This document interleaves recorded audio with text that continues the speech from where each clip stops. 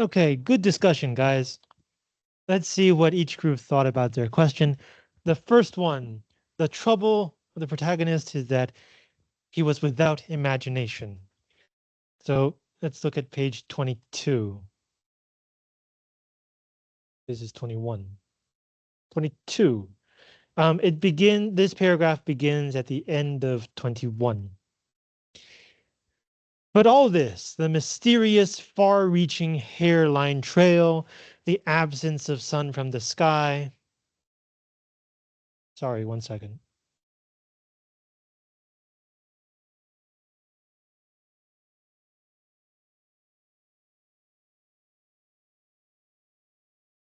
Okay, yes.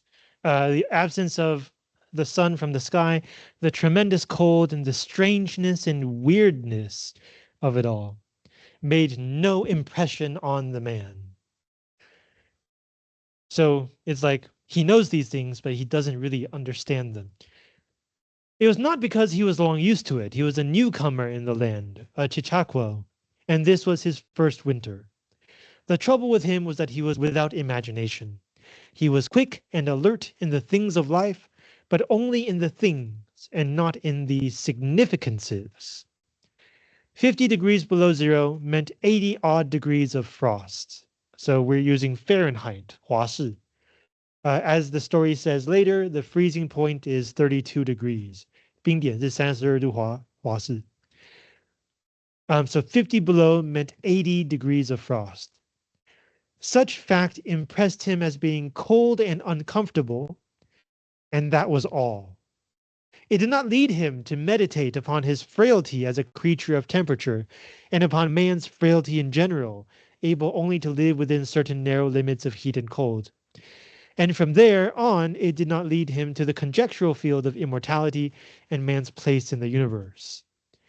So the story kind of assumes that if you tell a normal, or not a normal, but like a regular person, it is now 50 degrees below zero, not only will they think, oh, it's cold, they might also think, wow, it's so easy for humans to die. We're such vulnerable creatures. And maybe the person will also start thinking about, how do we avoid death? Is it possible? These deeper kinds of questions. But continuing, 50 degrees below zero stood for a bite of frost that hurt and that must be guarded against by the use of mittens, ear flaps, warm moccasins, and thick socks. 50 degrees below zero was to him just precisely 50 degrees below zero. That there should be anything more to it than that was a thought that never entered his head. This will kind of be a theme of the story, that some thoughts never enter into his head. Some things he just does not think about. So I was talking with the group responsible for this question, and they say that they agree. This is the main problem for this guy because he is in a situation where he has to be able to consider every possibility. It is a dangerous situation. If he makes one or two mistakes, he's dead. First of all, he should know that this situation is so dangerous. When he hears 50 degrees below zero, and he does not think that it is very dangerous, that is his lack of imagination. There are so many ways to freeze to death in Alaska, and yet he does not imagine a single one. And so that is also the answer to the second part of this question. Why is imagination important here? Because the group said this situation is very dangerous. You don't have room to make mistakes. So before you make mistakes, you have to imagine, what are those mistakes and how can I avoid them? It's a good lesson for many situations, not just when you're about to freeze to death in Alaska.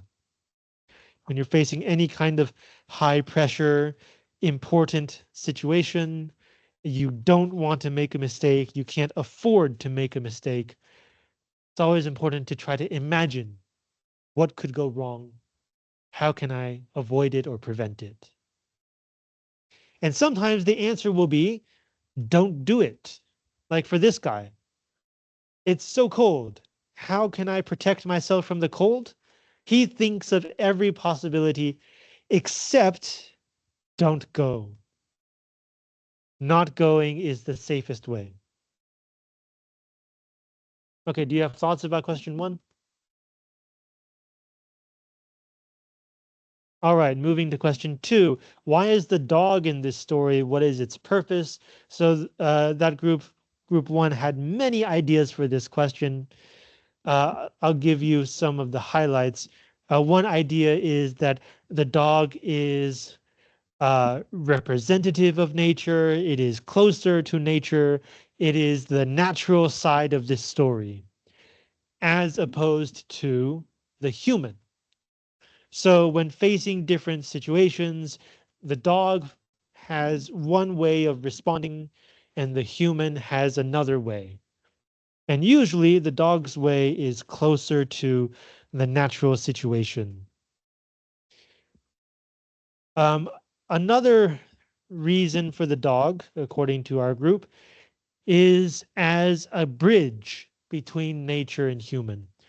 So yes, it is true the dog is closer to nature than the human is, but it is not the same as nature. Nature in this story is trying to kill the human. The dog is not. The dog is in between, right? It wants fire from the human. It wants food from the human. Um, and after the human dies at the end of the story, we see that the dog goes to look for other humans. You go to page 32, last sentence here. So this is after the human dies. Then it turned and trotted up the trail in the direction of the camp it knew, where were the other food providers and fire providers. So even though the dog is described as wild and has a natural instinct, but it still depends on humans. So it's like a bridge, it's like a connection. And then another important idea from this group is that the dog is a source of irony. Every time the man encounters a problem and is trying to build a fire, the dog is sitting there looking at the man, as if to remind the man that nature will not let you make another mistake. So it's kind of pointing out to the man that things will not turn out as you expect. You hope to live, nature has other ideas. And the difference between expectation and reality, in literature, we call this irony. So the dog brings in irony to the story. It highlights the irony of the story. And then one last idea from this group is that the dog is the focus of the story. Yes, we follow the human. The human is the main character. But every time the dog appears, our focus is on the dog. We know, because the story tells us, that the dog has a natural instinct, which we're going to talk about later. We know that the dog has the right idea about how to survive. So every time the dog appears, we have a stronger connection to the dog than to the human. Whenever the dog and the human disagree, we know that the dog is right. And so the story ends up being a story about a dog following a stupid human around Alaska, and not about a human trying to survive in Alaska. It also doesn't hurt that a dog is kind of cute, so we like to side with the dog. Okay, do you have other ideas about this question? Or question about these ideas? Okay, so specifically about that dog, the story mentions its instinct a number of times. Let's take a look at this for question 3. Page 22.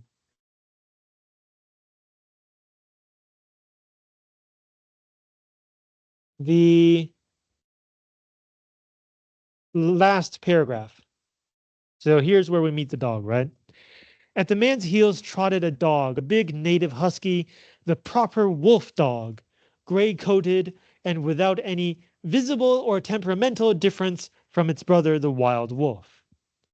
So it's a dog, but it's being described like a wolf. It looks like a wolf and it behaves. Temperament means behavior. It behaves like a wolf. The animal, which puts the dog closer to nature than the word dog. The animal was depressed by the tremendous cold. It knew that it was no time for traveling. Its instinct told it a truer tale than was told to the man by the man's judgment. So the group I talked to focused on this comparison, instinct versus judgment. The dog simply knows what to do. It maybe doesn't know why. Maybe it doesn't know the purpose, but it feels some uh, propulsion to do specific things in specific situations. Whereas for the man, he has to collect information, determine what is more important, and make a judgment. Two different ways of responding to a situation. And the story tells us that the instinct is more accurate. So the man thinks it is now 50 below zero. In reality, it was not merely colder than 50 below zero. It was colder than 60 below, then 70 below. It was 75 below zero. Since the freezing point is 32 above zero, it meant that 107 degrees of frost obtained. The dog did not know anything about thermometers. The dog doesn't care about numbers. Possibly in its brain, there was no sharp consciousness of a condition of very cold, such as was in the man's brain. So like if you tell a man it is going to be 75 degrees below zero, he will have some kind of idea of what this means. But if somehow you let the dog understand that it's going to be that cold, according to the story, maybe the dog doesn't have such an idea. But the brute had its instinct. So first of all, we have now moved to brute, which is even more closer to nature than animal. We have moved from dog to wolf to animal to brute, closer and closer to wild nature. Instinct. It experienced a vague but menacing apprehension that subdued it. Okay, so now the story is describing what that instinct feels like. It is a vague but menacing apprehension. It's not an idea. It's kind of an expectation. It is a vague expectation, and it carries a kind of warning. And it subdued the dog and made it slink along at the man's heels, and that made it question eagerly every unwanted movement of the man, as if expecting him to go into camp or to seek shelter somewhere and build a fire. The dog had learned fire, and it wanted fire. This is the only time in the story where we hear about the dog learning something. Everywhere else, the dog is following instinct. And then we have one more example on page 24. So this is where the man is walking on the creek, and he knows that some places are dangerous and he might fall through the ice. So at one point, he uses the dog to test the ice. Once suspecting danger, he compelled the dog to go on in front. The dog did not want to go. It hung back until the man shoved it forward, and then it went quickly across the white, unbroken surface. Suddenly it broke through, floundered to one side, and got away to firmer footing. It had wet its forefeet and legs, and almost immediately the water that clung to it turned to ice. It made quick efforts to lick the ice off its legs, and then dropped down in the snow and began to bite out the ice that had formed between the toes. This was a matter of instinct. To permit the ice to remain would mean sore feet. It did not know this. It merely obeyed the mysterious prompting that arose from the deep crypts of its being. So it's not good for the dog's feet to be filled with ice. It will make it harder for the dog to walk. But the dog doesn't have this idea when it's trying to get the ice out from between the toes. It simply feels like this is something it should be doing, so that's what it does. Doesn't know why, doesn't know the purpose. It's following an instinct. But the man knew, having achieved a judgment on the subject. Remember judgment? So the man knows what the dog knows, but it also knows why, it also knows how. And the man also knows why, he also knows how. And it's because he has collected information and determined, made a judgment that the dog should not have ice in its feet. So having achieved a judgment on the subject, and he removed the mitten from his right hand and helped tear out the ice particles. So like even in the language here, saying that the man knew, having achieved the judgment on the subject, takes more time and effort than simply saying this was a matter of instinct. So even the language is telling you human judgment takes more time and effort than animal instinct to reach the exact same conclusion. So why is the story emphasizing instinct? Because this seems to be the main difference between the dog and the human. In this situation of survival, the human maybe has instincts, but he has ignored those instincts because of his own reasons and his own goals and his own desires. Whereas the dog only has instinct, and it is instinct that saves the dog. It is ignoring that instinct that dooms the human. I previously said that the dog only learned one thing, and that is about fire. That's not quite correct. The dog has also learned obedience. Let's see if we can find this. I'm going to cheat. Page 25. This is near the bottom of the page here. On the other hand, there was no keen intimacy between the dog and the man. They were not close. The one was the toil slave of the other. So the dog is the slave of the human, and the only caresses it had ever received were the caresses of the whiplash and of harsh and menacing throat sounds that threatened the whiplash. So the only time the human has touched the dog is with a whip, 鞭子, and the only time, or not the only time, and the dog has also learned that sometimes when the man says something in a certain way, that means that the whip will be coming soon. So these are the throat sounds that threaten the whiplash. So the dog has learned two things. One, fire is good. The other, he should obey the human or he will be whipped. The fire thing, the dog probably learned by itself. But being afraid of the human is something that the human taught the dog.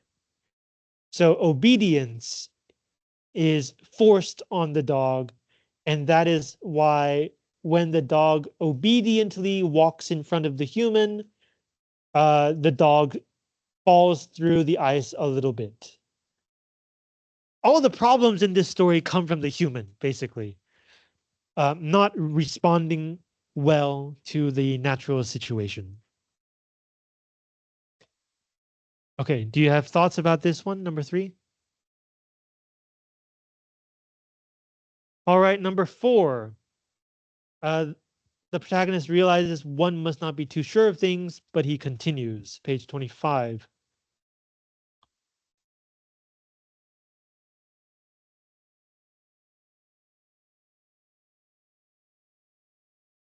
Okay, second paragraph.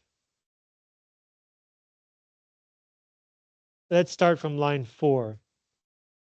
That man from Sulphur Creek had spoken the truth when telling how cold it sometimes got in the country, and he had laughed at him at the time.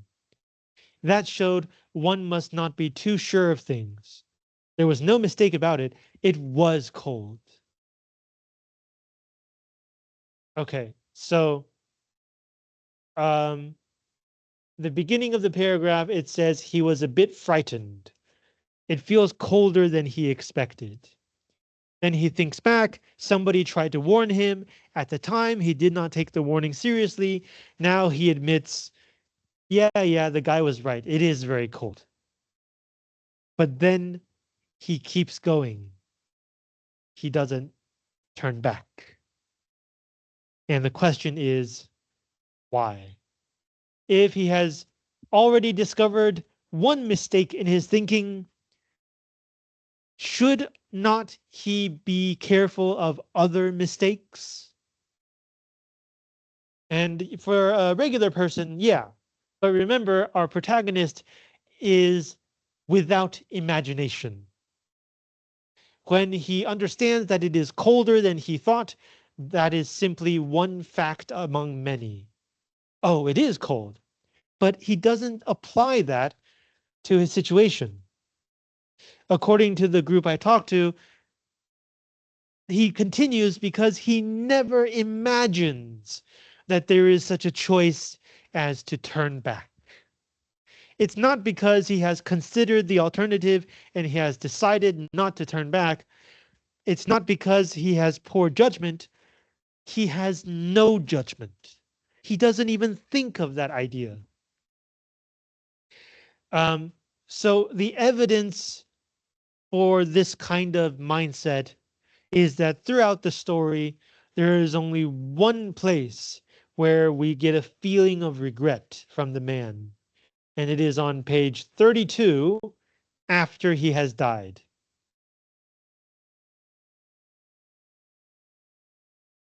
Why am I on page 37? 4, 3, 2. Okay, yes. Um, page 32. So this is after he has died because it says he pictured the boys finding his body. Suddenly, he found himself with them coming along the trail and looking for himself. He did not belong with himself anymore, for even then he was out of himself. Okay, so he's dead. His spirit has left his body. And so once again, he drifts back to the man on Sulphur Creek, and he says to him, "You were right, old hoss. You were right." This is the closest we get to a feeling of regret. When the guy tells him you shouldn't go, this is the only time he admits, "You were right. I shouldn't have gone." But it comes after he's dead. So the man does not have the capacity for self-reflection on his chosen goals. And that's why he continues. You can't do something that you cannot think about doing. 你想不到去做的事情，你就不能做，没有办法做。Okay, do you have thoughts about this one? All right, finally, question 5. Why are these sentences so simple and short?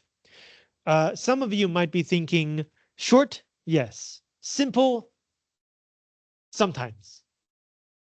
And I think that's mainly related to vocabulary. It is a specific place with specific objects and elements in the environment. So there might be some words you probably won't use in daily life. especially if you don't live in Alaska. But in general, the sentences are shorter and simpler, especially compared to other literary stories of that period. And so why? I was talking with the group over here, and they gave a couple of reasons. First, it feels more like reporting, like journalism, like the author is giving us the situation directly. It doesn't feel like there's a lot of bias. It seems more neutral and objective. But of course, under that feeling, there is still bias. If not in the language, then in the arrangement of the material. Yes, the story gives us situation after situation, fact after fact, but it does not and cannot give us every single fact. It does not and cannot present to us every single situation. So what is chosen to be part of the story, what is excluded from the story, this is where the bias of the author comes in, because it is the author who chooses what to show us and what not to show us.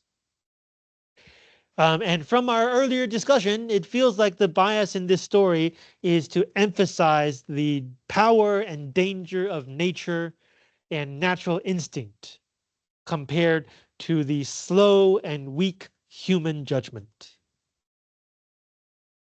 So yes, it does give us a sense of clarity and neutral objectivity. It hides that bias even deeper in the story. Another reason this group gave is that each sentence kind of gives us a picture. So sentence after sentence is picture after picture. We are more able to understand what is going on. Uh, our understanding comes faster. And so we can go through the story faster. We quickly understand what is going on at each place of the story. And that's true. Humans process language sentence by sentence. So if you have a shorter sentence, we get that information more quickly. If you have a longer sentence, you have to think about what it means. You have to spend time trying to figure out that sentence. And so there's more of a distance between us and the story. For this story specifically, the author seems to be using this style to help us feel what the main character is feeling. The main character is in this situation directly. They have to face, or he has to face these dangers directly. By using these short, simple sentences, the author puts us in his position so that when he sees a new problem, we are also faced with that problem. We are in the story with him. And there's a third reason, which is you have to know a little bit about the background of this story. But Jack London first wrote this story for boys, so the language is easier to understand. He later extended it and rewrote it for general readers. But Jack London was writing for a popular audience, not for like us. We're studying this. He was writing for ordinary, everyday readers. So he wanted the language not to be too hard, language that most people could understand. It helps to sell his stories. It helps to sell his books. It helped to make him one of the most famous and successful novelists of his time. Okay, questions about today's discussion? Okay, so let me introduce next week's unit. You're not going to like this. Next week, we're going to do 1 week on modernist poetry. Modernism in Chinese 现代主义 is the idea that modern life is now so complicated and so strange that it goes against our usual expectations. This movement appeared around the time of the First World War and immediately after that, so the 1920s. And it's partly a response to the First World War because the First World War is so deadly. The first large-scale war to use machine guns, um, where armies had to quickly adapt to the use of mechanized warfare. People died by the million. It's a completely different world after the First World War. And so these authors tried to capture that feeling in their poetry and their stories. We're just going to read poetry. Now, how do you write poetry that captures the feeling of living in a strange and unfamiliar time period? Well, their answer is to write strange and unfamiliar poetry. So before next week, please try to read these poems. If you don't get it, it's fine, but at least try to feel that feeling that this is quite strange and you know there's something behind this, but you're not quite sure what is going on. Poetry today has learned lessons from modernism. Poetry today no longer tries to be strange and unfamiliar, but it uses similar strategies when needed. So it's one more tool for poets today. Here, let me show you exactly what I mean when I say strange and unusual, strange and unfamiliar poetry. I think we're reading just 5 poems. Okay, so the first one is just called Poetry, and it looks like this. This is page 43.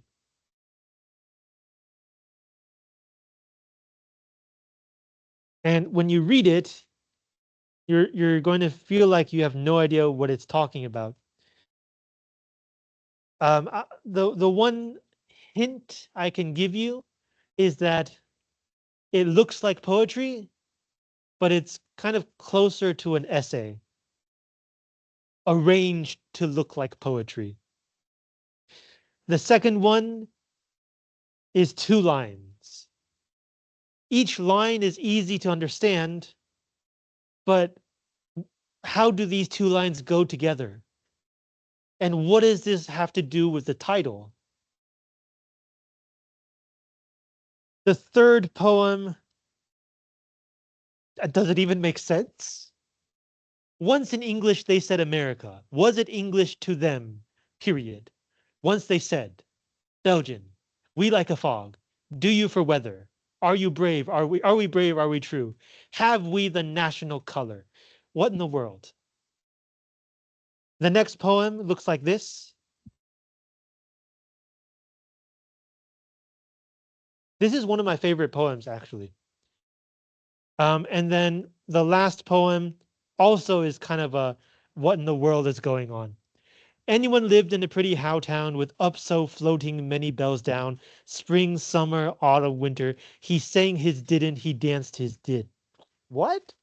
Okay, yeah. So struggle with that and then come back next week.